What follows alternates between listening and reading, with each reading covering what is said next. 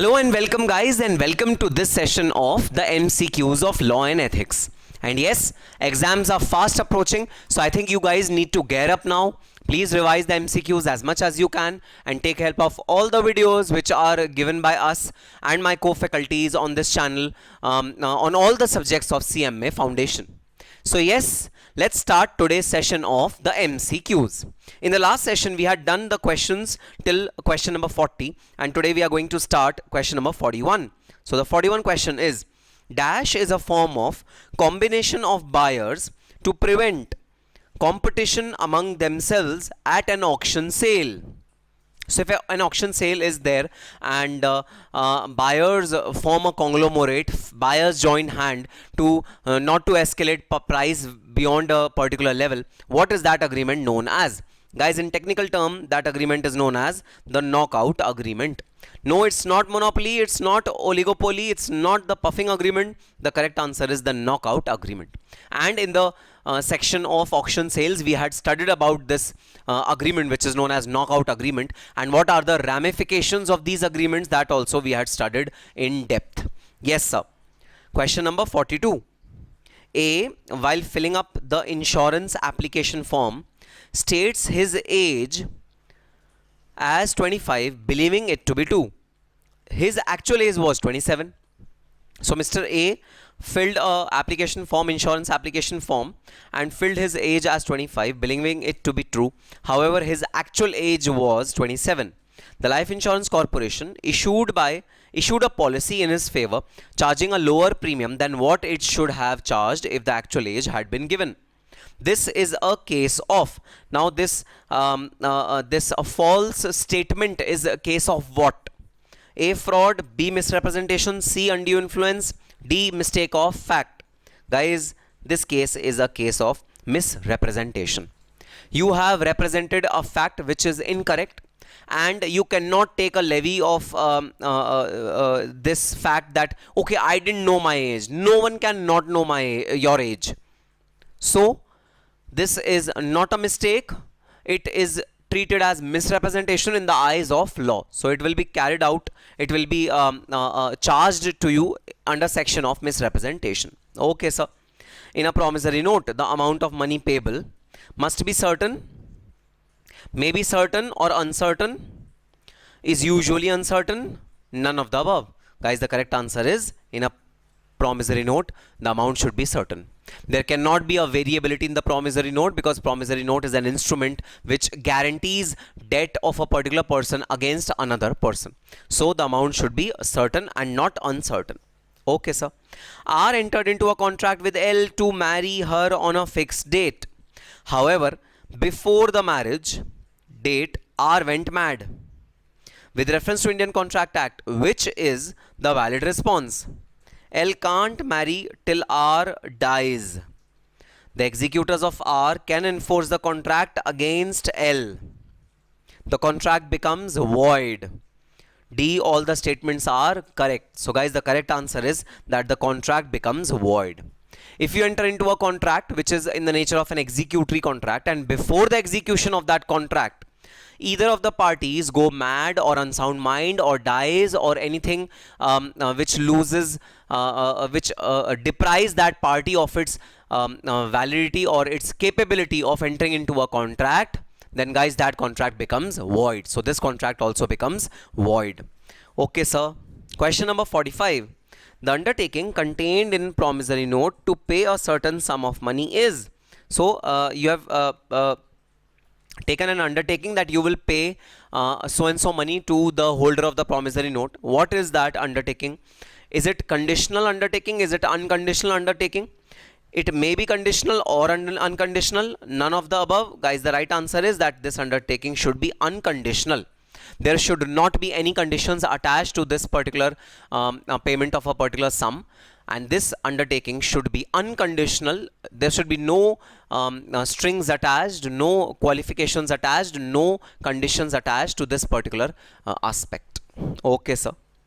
Question number 46. A makes a contract with B to buy his house for 50,000. If he is able to secure to bank loan for that amount, the contract is A, void for vagueness, B, wagering contract, C, contingent contract, D, voidable contract. Guys, the right answer is void for vagueness. This contract is vague and hence it is void. Sir, why can't it be contingent contract? Because guys, there is no future uncertain event which is attached to this particular contract. No, taking of loan is not uncertain.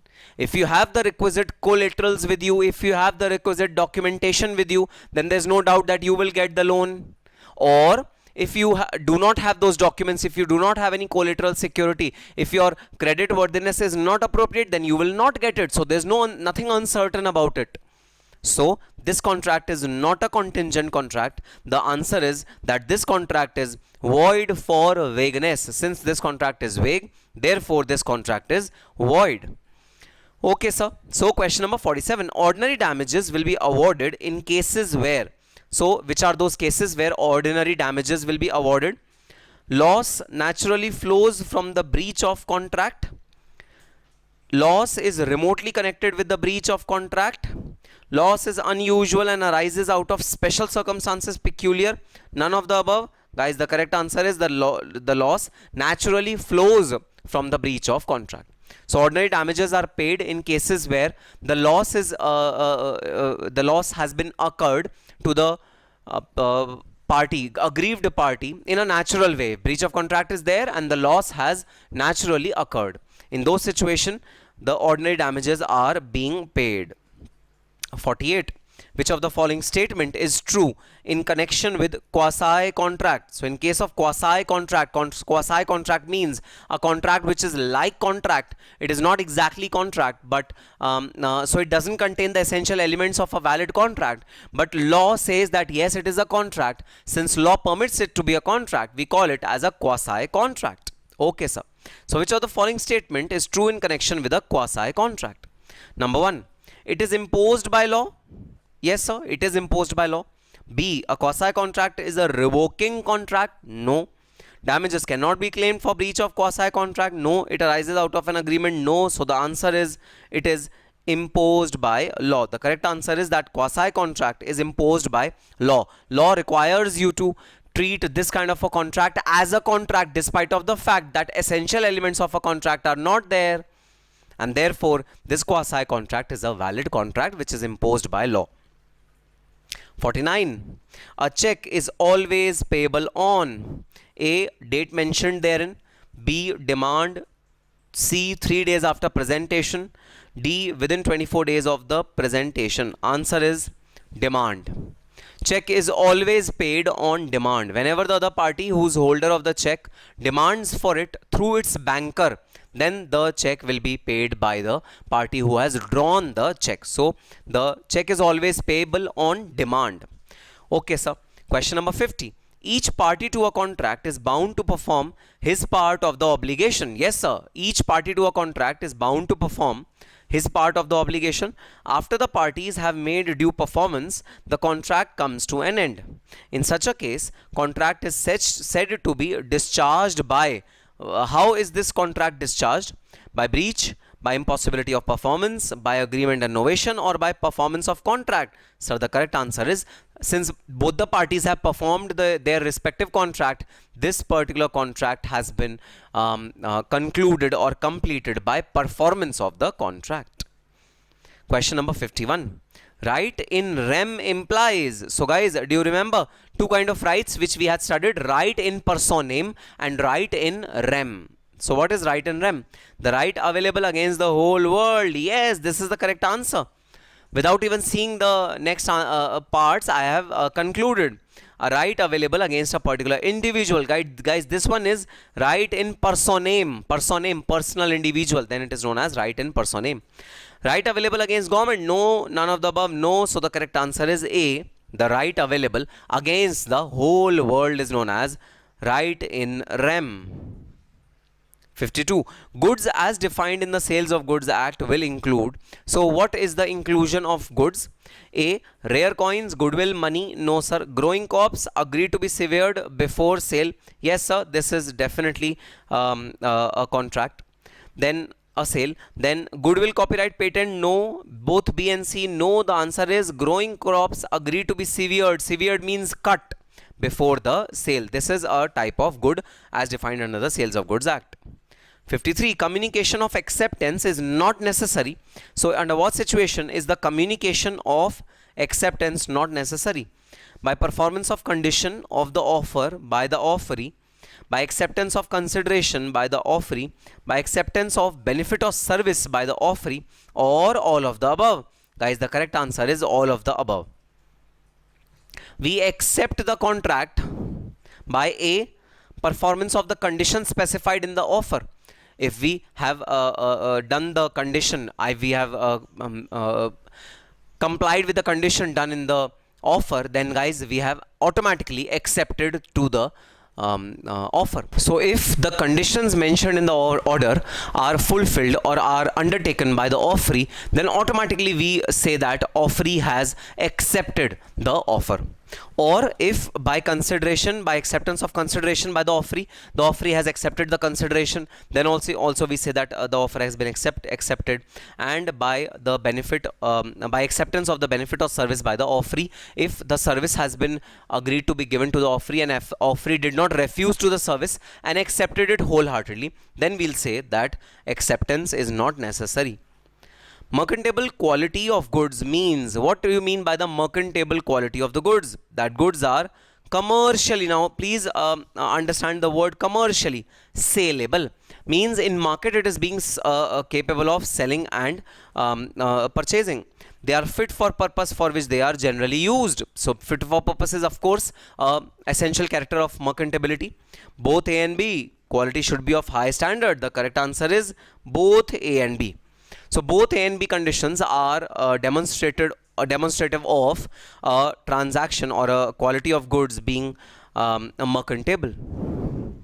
Next, according to Indian Contract Act, a promise is, what do you mean by a promise according to Indian Contract Act? A communication of intention to do something. Number 2, a proposal which has been accepted. Number 3, a gentleman's word to do something. Number 4, a statement on oath. So the correct answer is a proposal which has been accepted is known as promise. So promise contains two things, offer and acceptance. If offer is accepted, then it will be translated to promise.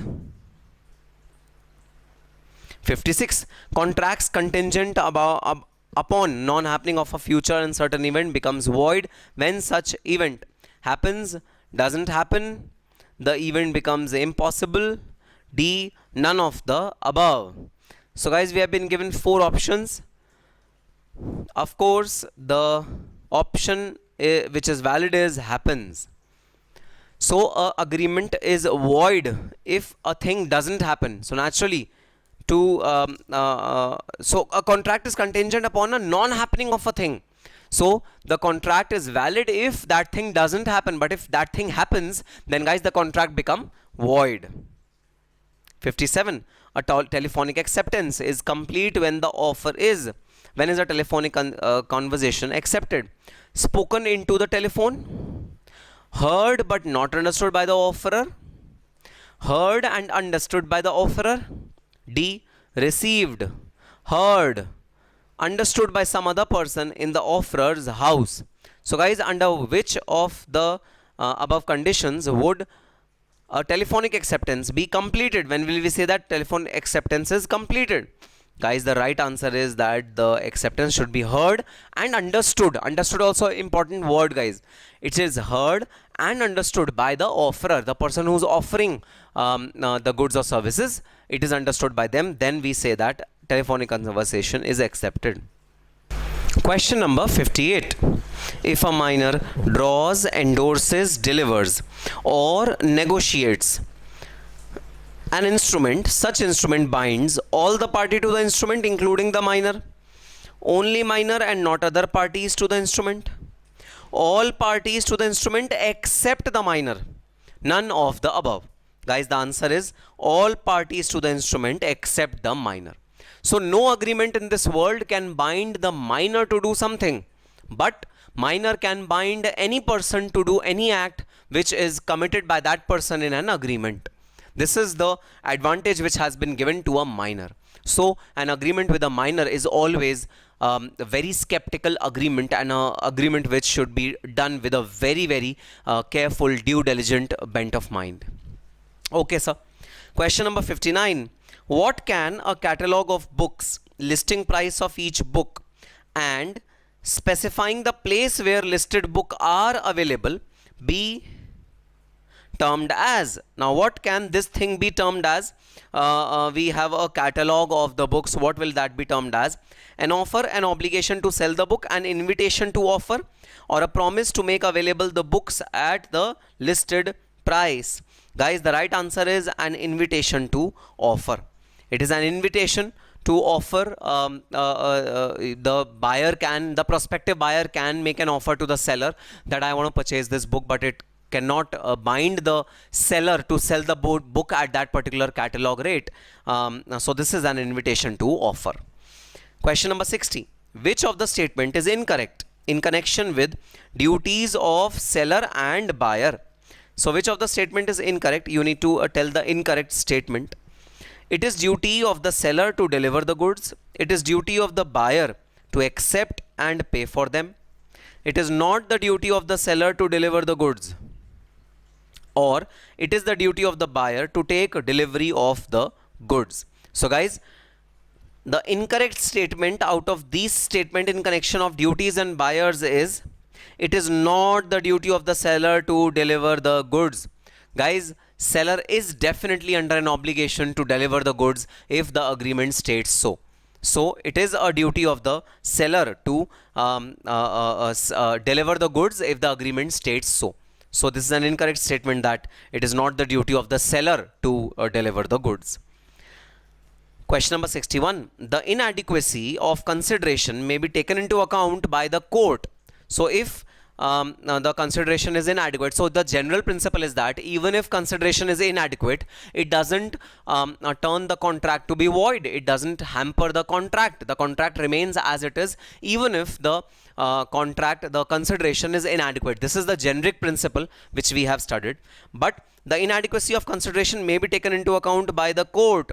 Court can consider this inadequacy to consideration in what circumstances, in which situations, guys? In determining the question whether the consent of the promiser was freely given. So sometimes due to coercion, due to undue influence, the assent of the promiser could have been given in a fraudulent manner, in a negative manner, in a not appropriate manner. That can be evident from the fact that a thing which is worth 50 lakhs is being sold at 10 lakhs. So if the court feels that there is some amount of undue influence which has been emphasized on the promiser or the person who is receiving the consideration, then guys, this factor is very relevant from a contract act standpoint. Otherwise, if there is no foul play in the entire scheme of things, then it's okay, then it's not a problem at all. Always, in all cases, when the parties complain, when the promiser has not performed his promise. So the correct answer is A, in determining the question whether the consent of the promiser was freely given. Okay, sir. Question number 62. A finder of good can sell the goods if... Okay, so now the question of finder of goods. So if you found someone's goods lying in the street or anywhere, then finder of the goods can sell the goods. You have right to sell the goods in what circumstances? The goods are ascertained, the goods are unascertained, the goods are valuable, the goods are perishable. Yes, guys. So D gives you the most authentic and the most strongest power to sell someone else's goods. If those goods are perishable, which will demolish or which will be rendered not fit for use if time lapses, then guys, you have the ultimate authority to sell off those goods. So perishability of the goods gives you authority to sell off the goods. Okay, sir.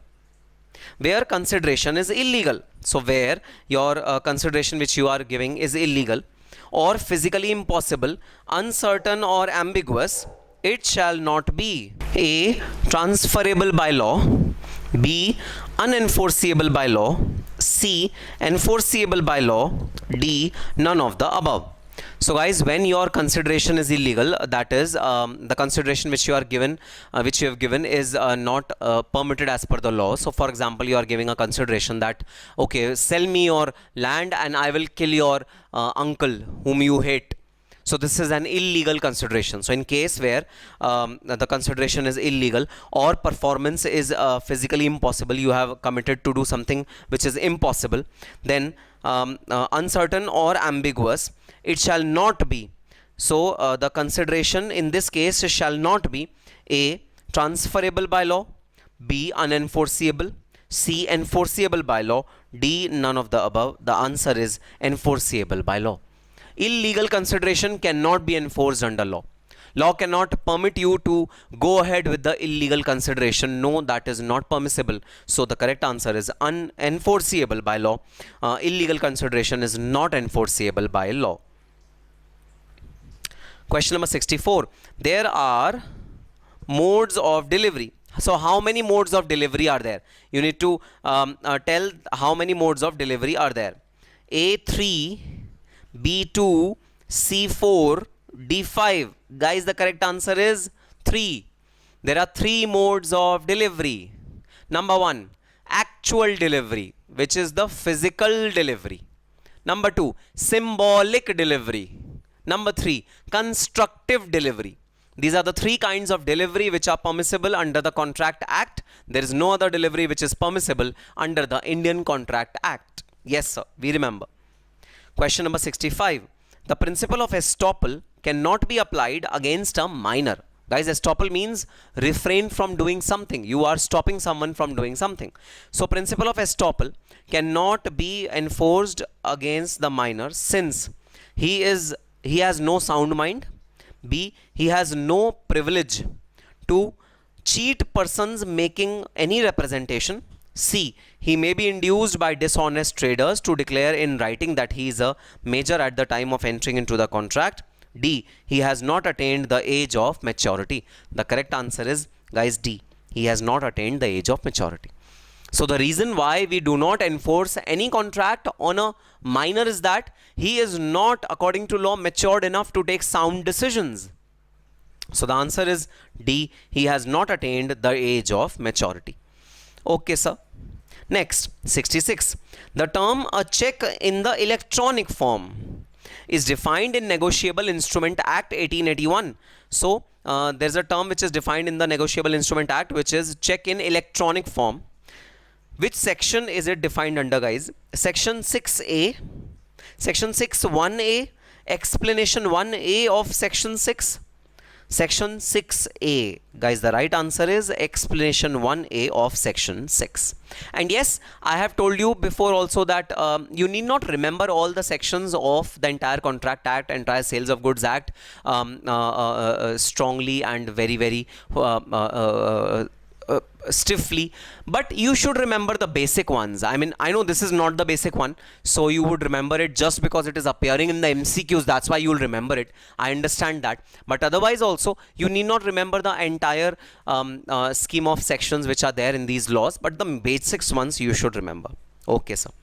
Question number 67. Lending money to a borrower at high rate of interest when the money market is tight renders the agreement of loan void, valid, voidable, illegal. Guys, the answer is valid. We are not bothered whether your interest rate is adequate or inadequate. We are not bothered whether your consideration is adequate or inadequate. It is an agreement between two parties. It can be on abstract terms also. It can be on market terms also. So market may speak contrary to what contract is speaking in terms of consideration. We are perfectly okay with it. If both the parties agree on that interest rate, we have no problem with it. So as per the Contract Act, it is a valid contract. Whereby the contract, a promisor is to perform his promise without application by the promise and no time for performance is specified, the engagement must be performed within a reasonable time. Yes, guys, we have studied this. So if agreement is silent about when would this agreement be executed, then we will take a reasonable time to execute this agreement. The question, what is a reasonable time, is in each peculiar case is a question of fact or Number 2, a question of law, a question of general custom, all of the above. So guys, it is all of the above, because you would consider many situations, many circumstances surrounding this word called reasonable time. All the situations which are surrounding this word called reasonable times may be question of fact, it may be question of law, it may be general custom, it may be anything which is relevant to that particular situation. It is circumstantial. So whatever circumstance demand, whatever situation demands, your reasonability can vary from situation to situation. So the correct answer is D, all of the above. Yes, sir. Question number 69. Unlawful agreements. So agreements which are not as per law, unlawful agreements comprise, so they comprise of what? Illegal agreements, immoral agreements, agreements opposed to public policy, all the agreements mentioned above. Guys, all the agreements mentioned above.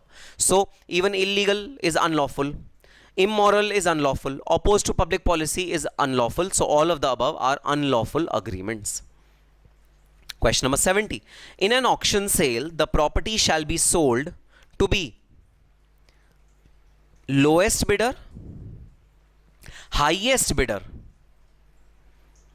any bidder, all bidders. So whom should the property be sold? Sir, it's very obvious. Highest bidder. This is a principle which auction is based on. Whosoever bids the highest, he gets the property, he gets the ownership rights on that particular property. So highest bidder is the answer. Question number 71. A and B agree that A shall pay ₹1,000 for which B shall afterwards deliver to either rice or smuggled opium. In this case, the first agreement is void and the second is voidable. You have to judge the correct answer, guys. Number 2, the first is voidable and the second is void. Number 3, the first is valid and the second is void. Number 4, the first is void and second is valid. So guys, if you deliver rice, then it's okay. But if you deliver opium, then it's not okay. So the first agreement is valid, rice is valid, opium is not valid. So the correct answer is C. First is valid, second is void. So the correct answer is C. Yes, sir, we got the logic also. When an instrument is drawn conditionally or for a special purpose as a collateral security and not for the purpose of transferring the property therein, it is called an escrowing instrument, inchoate instrument, ambiguous instrument, none of the above. Guys, such an instrument is known as the escrow instrument. Escrow instrument is the instrument which is actually formed as a collateral security and not for the purpose of transferring the property. You are just offering the property as a collateral, as a security that you will repay the loan amount. That is known as a collateral security, and this agreement is known as, this instrument is known as the escrow instrument. Yes, sir. 73. A purchases B's business for selling neckties in Delhi. So A purchases B's business of selling neckties in Delhi. A can restrain B from A doing the business of selling neckties again in his life, doing any business in Delhi, doing business of selling neckties in Delhi for a limited period, or none of the above. Guys, the correct answer is C, that A can restrict B only for from selling the neckties for a limited period of time. It cannot restrict B from selling the doing the business of selling neckties for eternity. Yes, sir. Question number 74. In case of contractual obligations where the promisor dies before performance. So guys, there is a contractual obligation. We have a contract where the promisor dies before performance. So the person who had to comply with the promise, he dies before the performance of the contract. Okay, sir. In such a situation, the legal representative of the promisor must perform the promise irrespective of the promise B. Legal representative of the promisor must perform the promise provided it is not one dependent on the personal qualification of the promisor. C.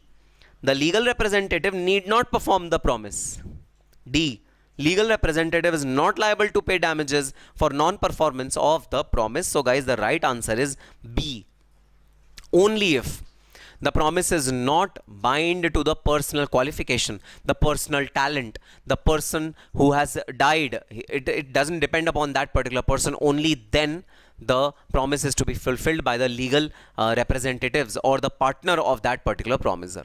Otherwise, the promise should not be fulfilled. It cannot be fulfilled. Okay, sir. Question number 75. A borrows from B rupees 500. So A has borrowed some sum from B, rupees 500, to bet with C. So A had to bet this money with C. Can B recover the amount if his loan of his loan?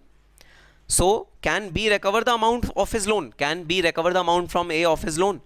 Yes, the agreement between them is a collateral to a wagering agreement and hence enforceable. Guys, this is absolutely wrong. Any agreement which is collateral to a wagering agreement is not enforceable. Then no agreement is opposed to public policy. No, the agreement is voidable agreement and can be avoided by A. Or D. No, the agreement falls under section 23 and hence is illegal. The correct answer is yes, sir. This agreement falls under section 23 and this agreement is an illegal agreement. So an agreement to bet in itself is an illegal agreement because wagering contract, any kind of wagering contract, is illegal in entire India except for 2 states. Therefore, this agreement is not valid. It is an illegal agreement. Answer is D. Okay, sir. 76.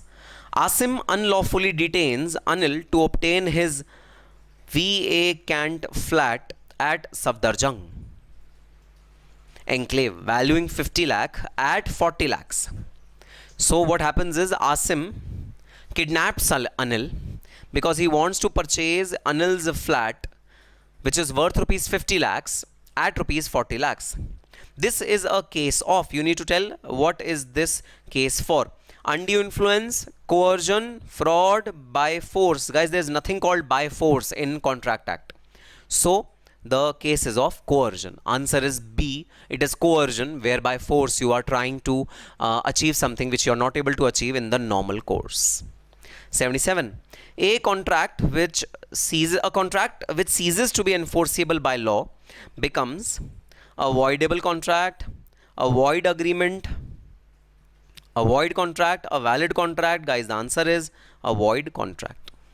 An agreement which is not enforceable by law or it subsequently becomes non-enforceable by law, those contracts becomes void contracts.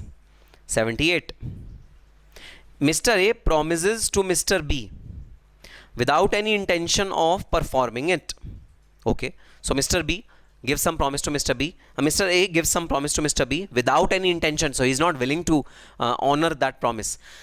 This is a case of cheating, fraud, valid case, none of the above. Guys, this is a case of fraud. There's nothing called cheating in legal language in the Contract Act. So the case is of fraud. Answer is B, fraud. 79. An advertisement for sale of goods by auction. This is a case of A,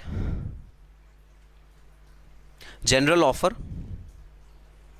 B, an offer to hold such goods, C, an invitation to offer, D, an implied offer.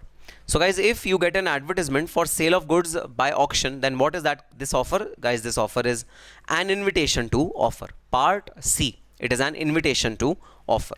Yes, sir. Question number 80. An offer comes to an end by revocation, acceptance, communication, none of the above. The answer is A, revocation. If you revoke the contract, then the contract comes to an end, because by acceptance, the contract is actually becomes enforceable and you have to execute it. By communication, there is nothing called communication in closure of the contract. So the correct answer is revocation.